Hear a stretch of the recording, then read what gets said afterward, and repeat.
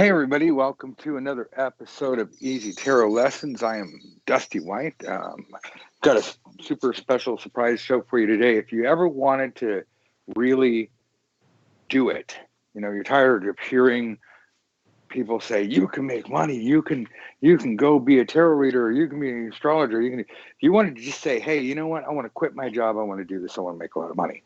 This is the show for you. Now, this isn't some kind of sales pitch. We don't have anything to sell you, and we're not going to guarantee that you can do this too. But got Mandy and Matt on today, and not only are they doing it, but they just did it. And so we're going to pick their brain. I'm staying out of this. Sharon's here. She's going to be quiet. I mean, obviously, if she has any questions, but we're going to try to get you in as much Mandy and Matt time as we can in the next couple of minutes. Hey, Mandy. Hi, Matt. Both Mandy and Matt are from the UK. Both of them are private students, and both of them are intelligent on their own and have done wonderful things without any assistance from me. So it's not like, I made all these people. The core is that I helped them like I want to help you, but that's getting too close to a sales pitch. So Mandy, take it away. Why are we here? What did you and Matt do, and how did it come together? And why did you drag Matt into your insanity? Well, basically, I live in Cambridge, which I think any listeners may know, where the university is, and the university is made up of about 30 different colleges, and they've all just finished their degrees, like it's over. And every year around this time, all of the colleges celebrate this, and it's called, even though it's June, it's called the May Ball, or the May Balls, because there's like loads of them going on, and they pretty much all happen on the same night in Cambridge. They're very, very big deals.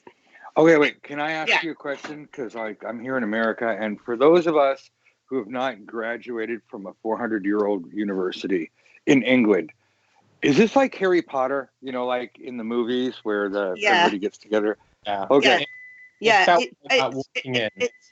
It's very grand, and there's a lot of it going on. Well, I got approached by about 5 different colleges in Cambridge, all inquiring about my availability and how much it would be for me to read tarot at their May Ball. So, I sort of sent out quotes, and I thought, this is just going to end up being a first come, first served sort of situation. And one of the colleges booked me, and I just thought, this is going to be busy, this event. So I ran it past them and went, if you want a second reader there, I can get someone as well as me, then double the amount of people are going to get readings. And Matt was, instantly my first choice. We get on really well since, we've been part of the groups. Matt's helped me a lot with marketing and stuff. That's something he's got a lot of expertise with. And I just thought, I don't know. I know he's going to read in such a way that I will approve of it, because it's being booked through me. I've met Matt. He did the Strawberry Faire with me as well. I booked him in to help me then. And they went for it. They went for 2 of us. And quite honestly, I don't know what you think, Matt. I think even if there'd been 4 of us there, people would have still had to have walked away without readings at the end. Yeah. Yeah, there were people waiting before we'd even arrived at the event. Yeah. Dang. They were lined up, and it was going out of the building. I honestly felt like a fairground attraction, like at a theme park. That's what we were. Yeah. Well, this seems like what a highlight. I mean, after how many years is it? On average, were these people 2, 3, 4 years of school? 3 years. 3 years at Cambridge Uni.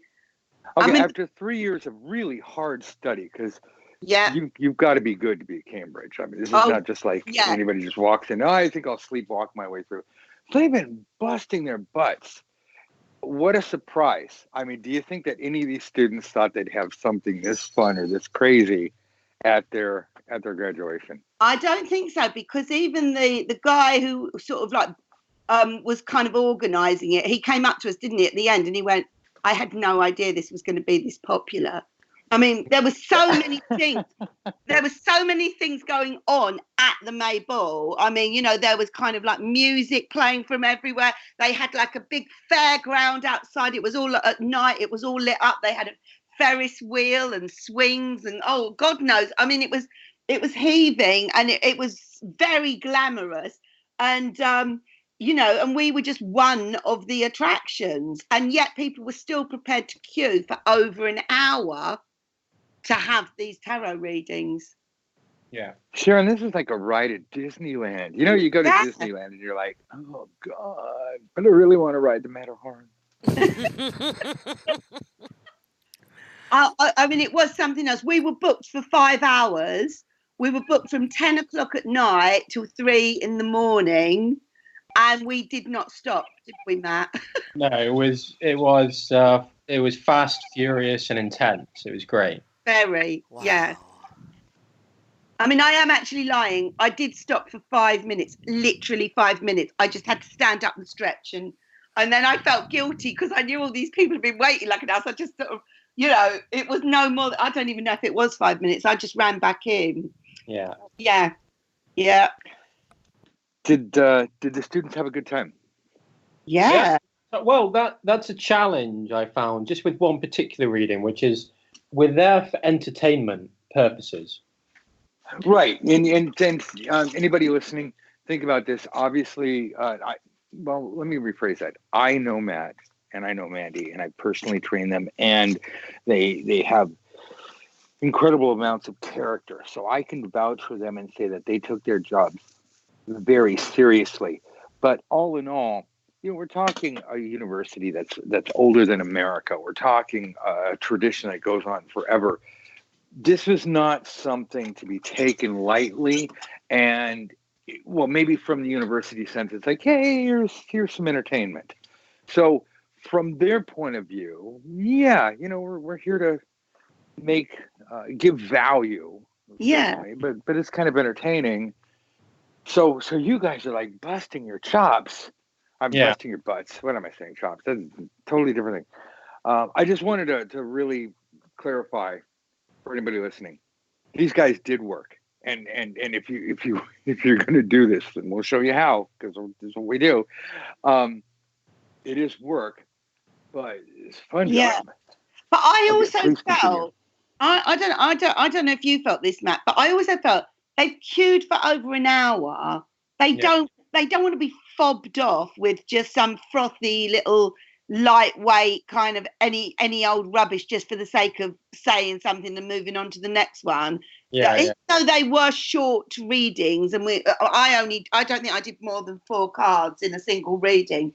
They were short readings, but they were still done properly and they were still done authentically. You know, what's the point of them queuing for an hour if we're just going to mess about? Do you know what I mean? Yeah, exactly that. The only challenge I had with one reading was when a nice lady sat down and she wanted to know about her relationship, and it was not a great relationship as far as the cards were concerned. And it's like, how do I tell her this without ruining her evening? Oh dear. Yeah. Type scenario. But you know, the way I got round that was to start to pull advice cards. So to get this relationship back on track, do this, and it will lead to this. Nice. To try and like leave everything on a high note, if you like. Yeah. I want to. You touched on something very important. Not only kids at home, write this down. Not only what did Matt say. Here's how to handle a situation, which you should listen to it a couple of times to really see the layers of meaning. But I want to bring up a point here. Yes, in this case, Mandy and Matt were entertainment. Yes, a lot of times people just look at us as entertainment. But in as much as we take our job seriously, there's a big Hollywood production. Well, entertainment all over the world, but I'm from California, so I'm going to say Hollywood. But there's this whole thing about, oh, it's just not in the cards, or, oh, the cards say, like, oh, it's ominous. This is set in stone. You know, fuck you. This is done. Matt, without blinking, without missing a beat, saw a situation and said, all right, I have these cards. There's cards. They could be dice. They could be coins. It's a matter of like how much information can you reliably extract from a coin? Not a whole lot. Well, maybe you do the Ching, and that's a different system completely. So I don't want to. But I'm talking about like quarters, nickels, dimes. So I'm not getting there. No, send hate mail to Santa Claus, North Pole. As if I care. But with tarot cards, we can draw out a lot of information. And so Matt, having been trained and having a brain, and this really smart guy, he just thought to himself, I could just ask questions. It's like, okay, fine. According to the cards, here's the situation. It's not great. Tra la la. Fine. Celestial beings that I'm talking to. If that's the case, what can I do? Remember, folks, we're here to help people, not just say, well, here's what's happened. Give me $50. So sorry to interrupt, Matt, but this is a super important point that people can really draw real value from right now. I'm going to do it today. You see a situation you don't like, first off, verify that it's true. Don't just pick up the cards and go, oh, okay, no, I can do that. Trust me, I've done that in the past, back in my learning days. This is why I don't want you guys to do it. Verify the information is correct. There's a whole bunch of different ways to do that. We teach in the course. But if you know that information is correct, do what Matt did. Say, all right, there, God, give me some cards. What do we do? How do we fix this? And you don't have to get all fancy. You can ask questions just like that. You look straight up in the sky or wherever you see your divine connection with the infinite intelligence, and you say, come on, bozo. You don't have to call him bozo or her. But it's fun, But you say, like, Matt, I've made my point. You go on, please. Yeah, so I mean, that was essentially it. We had to stay really agile and really nimble. Well, I did it at least with kind of my spreads, and on some of them I was using the spreads that we classically use, but then on others having to be really nimble and use the no spread reading technique. The way I kind of broke it down was, for like my first 30 seconds when they sat down, it was literally all about building a psychic connection and rapport. So, greeting them, getting their name, introducing myself, saying what a delight it is to meet them. And then to really focus the reading and get a question as quickly as possible, I used Mandy's moons, where you've got six, I think it was about 6 little wooden crescent moons, each with a different area of life on it, which they could then ponder and choose one area. And then from there, go, right, great, we've got an area of your life. Now we need a question. The more specific the question we ask, the more specific the answer. So what specifically would you like to know? And if they couldn't really think of anything, then I'd sit back and say, okay, well, just tell me what are your major concerns around this area at the moment? Not being afraid at all, just to go kind of balls out. I'm asking you all these questions to get a question that we can ask the cards. And some people initially sat down like, oh, I don't really know. But after a little bit of digging, we could get questions where a comparison between 2 different options who are doing the this or that spread, worked really well. I had one chap sit down and was like, yeah, my love life is a mess. So we did this or that, comparing 3 different potential women, essentially, which is quite funny. Wow. Yeah, well, you did have to really, really get to the question quickly. That was the object of the exercise. Otherwise, we just would never have kind of been able to have got through. Well, we didn't get through the queue, but it was we just really had to push to get the question from them really quickly. Yeah. I think. Real quick, sorry, another quick interruption. Everybody listening, please write this down. I could tell you this all day, but hearing it from these guys, they're just giving it to you. Yeah. This is a paid-for education. Please, you're getting it free. Pay attention. Here is how to handle a large crowd. Here is how to make sure that if you get a line of people, everyone needs to feel special and everyone needs to be treated with respect and individually. And Matt explained everything he did, and that's perfect sense.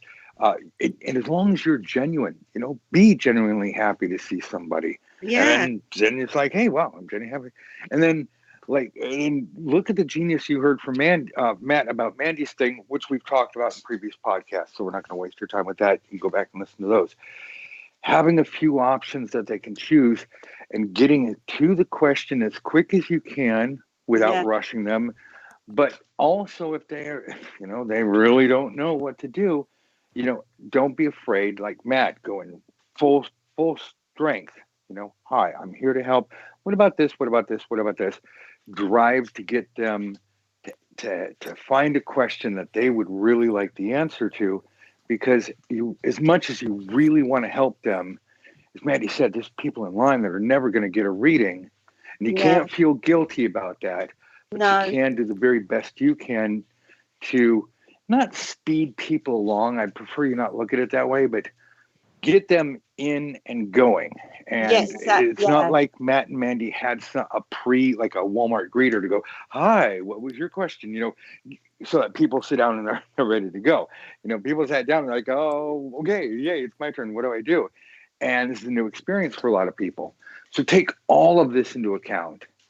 And again, when it's your turn, it's going to be, I promise you, it'll be so much easier. I think they understood, because they'd been waiting for so long and they could all see how long the queue was. I think they realised that we were going to have to push them to come up with a question, and we were going to have to use a sort of technique to get to the reading quickly. I think they sort of understood that. And another thing, I don't know, I'm just asking, but it would seem to me that if it were me, because these people are showing up sometimes with their friends, that they might even talk in the, queue, in the line, that, what are you going to ask? Well, what are you going to ask? And so it's, in some ways, the problem might solve itself. Yeah. I just want the people listening to really be able to walk away from this with a real understanding of what to do, how to do it, and when it's their turn at bat, they're not going to be flummoxed. I mean, I've got to say, I personally, I know we did the Strawberry Faire a few weeks ago, and that was very busy as well, because that went from, in the morning right through to 11 o'clock at night. We were reading for, 10, 12 hours. However, the pressure wasn't quite the same with that, because even though we were continuously reading, there might have been one or two people waiting. I think people came and saw we were with someone and then came back. There was something more leisurely about it. This was very, very intense, because the queue was just going out the building, and it never, ever went down for the whole 5 hours. No. Yeah, and now, an hour before the end, at 2 o'clock in the morning, I said to you, Matt, didn't I? I said, how many people do you think you can realistically read for in the next hour? And he said, what did you say, 6 or something? Is that what you said? 6. By that point, I was like, oh, I need to slow down. Let's just do 10, like 10-minute readings. Oh, right. Okay. 6. Well, I can't remember, but I chose maybe about 20 people maximum, which just felt like the front of the queue. And I just went, I had to make an announcement. I went, I'm really sorry, everyone. I know you've been queuing ages, and I don't want you to waste any more of your time. We are simply not going to get to you all. It's just not, it's impossible. It is not going to happen, because we've only got an hour left to go. So I'm going to have to cut off the queue at this point here. And of course, the person who was immediately the wrong side of the line went, oh no, so we're the ones that would have been next. No. It was awful. It was really awful. And then towards the end, even then, they had to get the security type people come in. Right, you guys have to leave. It's only these people now that can have a reading. Yeah. Oh wow. Yeah. It was really quite unbelievable. Yeah. I think for me, the key to doing this successfully was getting the person to feel comfortable and in rapport as quickly as possible. Yes. So, throughout the evening, I was like testing different questions and different like things to say when they first sat down, just to try and get them to like smile. So I had stuff like, Yeah. will we be seeing you in the Daily Mail tomorrow? The Daily Mail, the English newspaper, tends to cover the event, and stuff like that. And are you going to make it till 6 a.m. in the morning, do you think? And, stuff like that, just to get them to settle down, feel comfortable. So then when I go at them for the question, they don't feel like awkward, basically telling their concerns to a complete stranger in front of everybody. What was your most unusual question? For me, it was the guy who was like, he sat down and first was like, I want to know how my monkey is going to do. And I was like, okay. I didn't know this. At first I said, right, unfortunately that borders on health, and I can't read about health. And he went, okay, let me rephrase it. We've got a scientific experiment involving a monkey. How is the experiment going to go? Oh my God. I didn't know that. Yeah. Wow. You have to be ready for anything, huh? Oh Yeah, my it was good. God. Yeah, that's an occupational hazard, isn't it?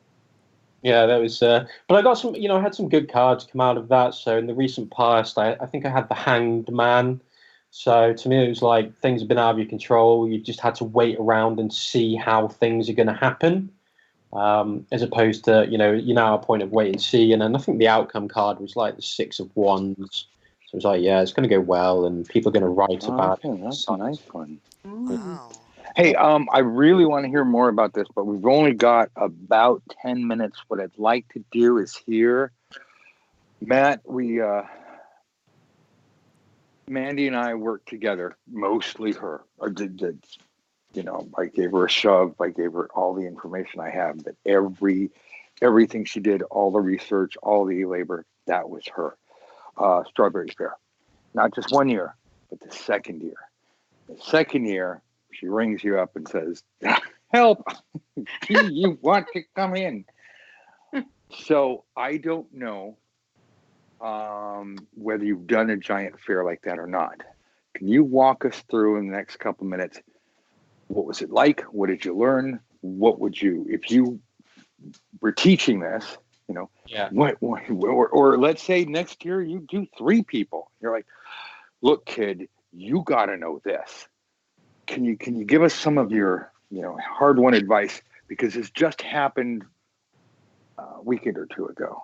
Yeah. So let me think back. My biggest lesson from the Strawberry Faire, and even though you talk about it so much in the course and you bang on and bang on and bang on about it, but the biggest lesson I learned at the Strawberry Faire is do not do blind readings. That was my biggest lesson, because I had people that were, I'm not sure whether they were intoxicated or just sitting down to kind of see what the cards said. But they kind of didn't have a question, and I didn't push to get a question. I was just like, oh, okay, I've got a kind of general type spread. But that really came unstuck with a couple of readings where it just was too general and didn't really hit the mark.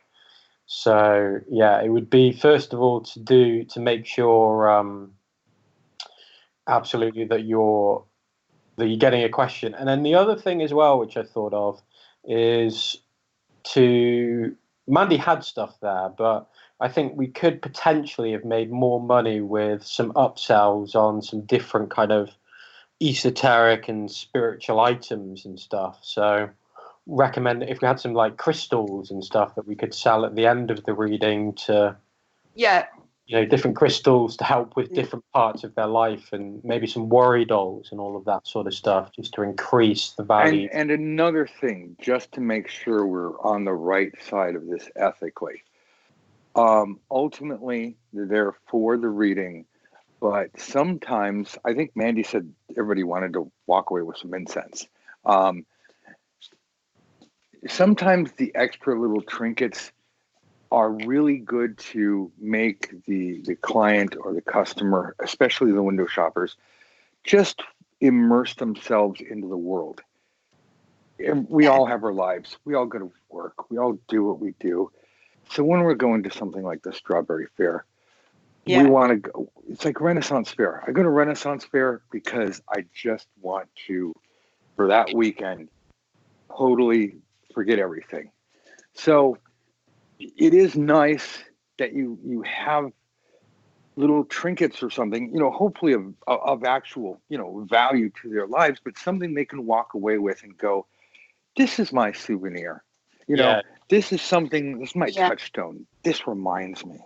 Yeah, it lent itself to the Strawberry Faire, and I agree, Matt. Like we could talk about that to expand on that, for next time. I mean, the May Ball, it was nothing. There was no time to even, there's no point in having anything there to sell. It just wasn't about that or like that. No. It literally was just about the readings, one after the other, after the other, after the other. But yeah, you could have certainly at the Strawberry Faire expanded on all that side of things. Yeah. Quickie lesson, everybody. Mandy just brought up a good point. I'm going to summarize this. Know the venue you're going to. It would have been wildly inappropriate for Mandy to show up with a whole bunch of stuff to sell.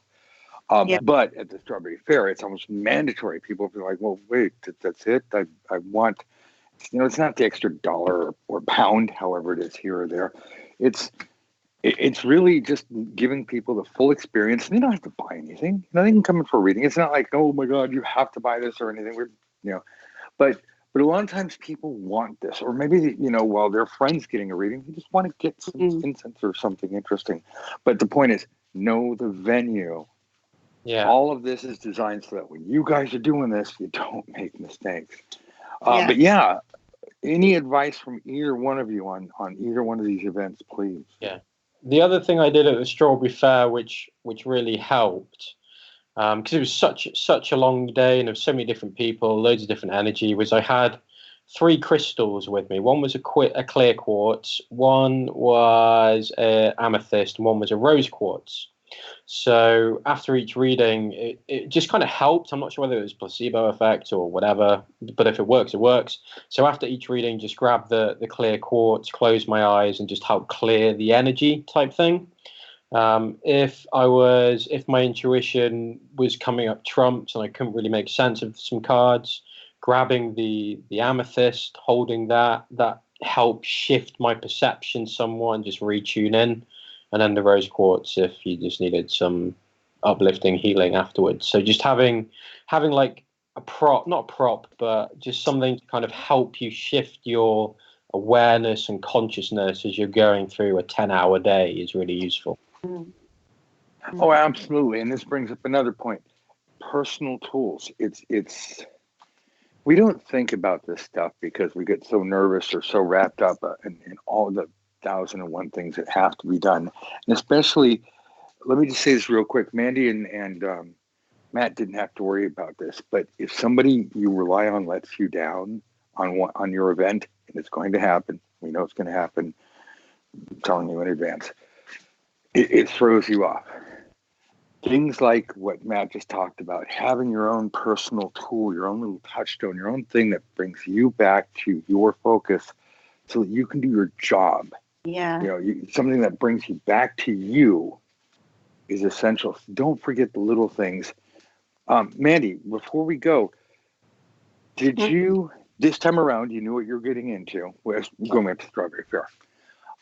Did you have a checklist? Did you have, I want people to prepare, but I want to know from you since you just did. Well, for the Strawberry Faire, I had a massive checklist, because we had to, it was a totally different scenario, we had to set up the marquee, we had to set up our own lights and, set up the shop and everything. Whereas with the uni, literally, they just led us in. We sat down, they had the tables and the chairs waiting. We just put our reading cloths down, took our cards out, and first person was in the chair, we were away. It was like 5 minutes setup time as opposed to 2 hours. Totally different scenario. The other thing is make sure you charge proper money. Make sure you're sort of, I think you've got to be, for these big events that are going to be busy, I think you've got to be, I don't want to sound sort of big-headed or anything here. I think you've got to be fairly experienced to be able to handle it, to be honest. I think you really do. You really do. I don't think this is something for the beginner, or very early days of doing readings. I Well, just, remember, yeah. I demand all of my students to do at least 100 real readings before they start charging money. Yes. And you can see why now, right? Oh, God, yeah. I mean, I feel that doing the market really prepared me for this, because last year I didn't know what hit me at the Strawberry Fair.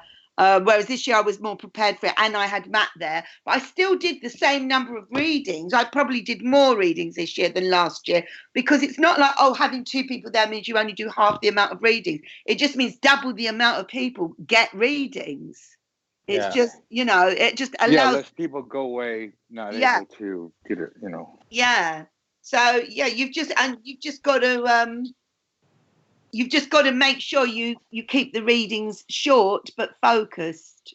Yeah. Hey, everybody, thanks for listening. Look, we really got to go.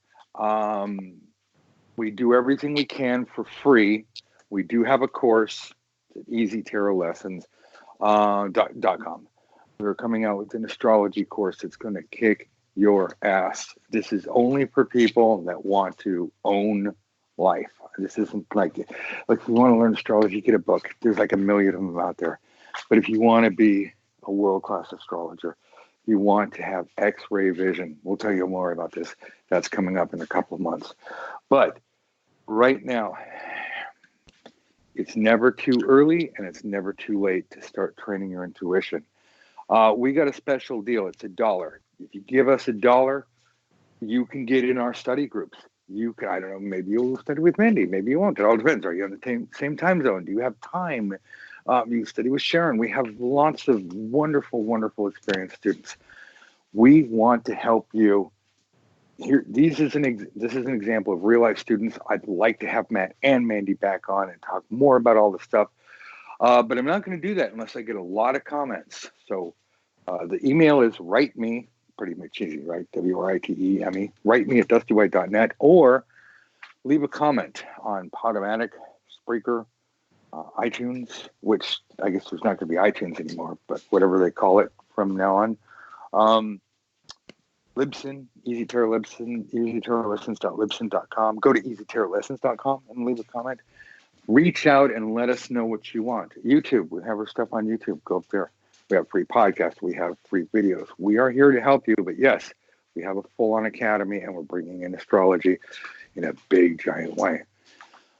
I really want to talk for you guys for another hour, but as you know, we've got a super special interview coming up, so we got to chop this. Sorry to cut you off, guys. Thank you, Matt and Mandy, for being here. Thank you for making time and spelling your secrets of how you did it. Any last 30-second tidbits of advice, Sharon, Mandy, Matt, that like if this was the last chance you had to give somebody advice, like just do this. Just assume that you're an amazing tarot reader when you sit down. Leave no room for doubt, and just trust that your intuition is going to work and everything's going to flow. I love that. Yeah. Yeah, the doubt monster will do more harm than ego ever will. Yeah. It really, because we're talking intuition. All right. Thanks, everybody. And again, I appreciate you guys taking time out of your day for this. Bye, everybody. Bye-bye. Right.